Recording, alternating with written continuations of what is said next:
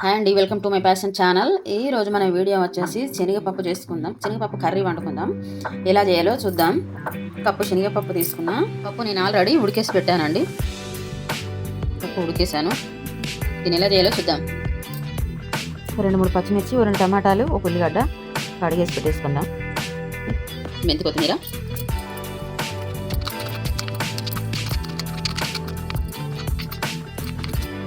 అన్నీ కట్ చేసుకొని పెట్టేసుకుంటాం. ఆయిల్ వేసుకుందాం సరిపడా. పచ్చిమిర్చి, కట్ చేసిన ఉల్లిగడ్డ వేసేసుకుందాం. తాలింపులో కొంచెం మెంతి కూడా వేసేసుకుందాం, మంచి ఫ్లేవర్ వస్తుంది.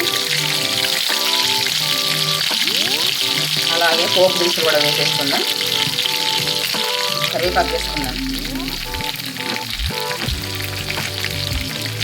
వేగనిద్దాం కొద్దిసేపు. వేగినట్టుంది. కొద్దిగా అల్లం వేసుకుందాం, కొద్దిగా పసుపు వేసుకుందాం, టమాటా ముక్కలు వేసుకుందాం.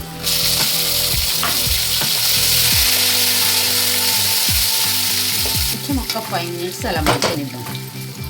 మూత పెట్టేద్దాం. మగ్గేసాయి టమాటాలు కొద్దిగా.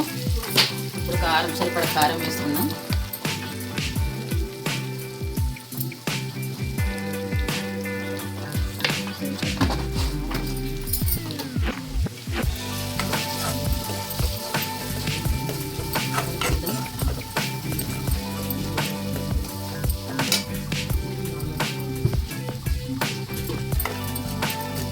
ఇప్పుడు పప్పు, ఉడికించిన పప్పు వేసుకుందాం.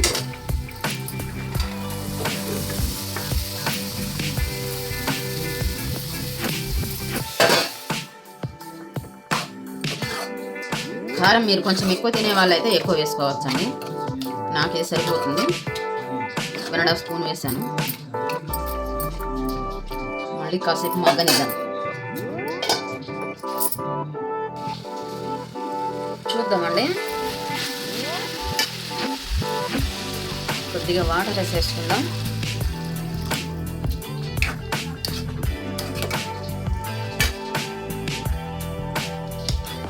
ఒకసారి ఉప్పులు వచ్చే వరకు హైలో పెట్టుకొని తర్వాత తక్కువ చేసేసుకుందాం. గ్రేవీ మీరు ఎంత ఉంచుకుంటారో దాన్ని బట్టి వాటర్ వేసేసుకోవాలి. ఉప్పు సరిపడా,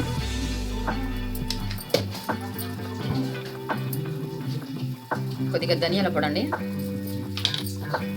చాలా కొద్దిగా మసాలా వేస్తున్నా. ఫ్లేవర్కి చాలా బాగుంటుంది.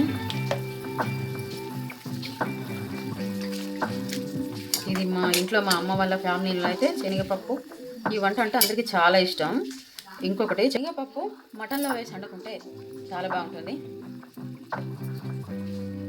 అది కూడా మా ఫ్యామిలీలో అందరికీ ఇష్టం. కొద్దిసేపు మగ్గనిద్దామండి. మంట కొద్దిగా తక్కువ చేసుకొని కాసేపు ఉడకనిద్దాం. చూద్దామండి ఎలా అయిందో.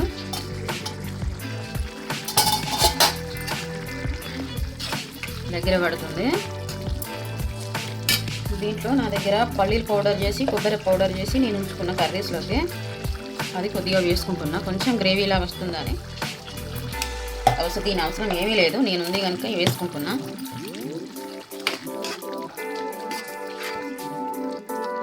మళ్ళీ ఒక్కసారి పెట్టేద్దాం మూత.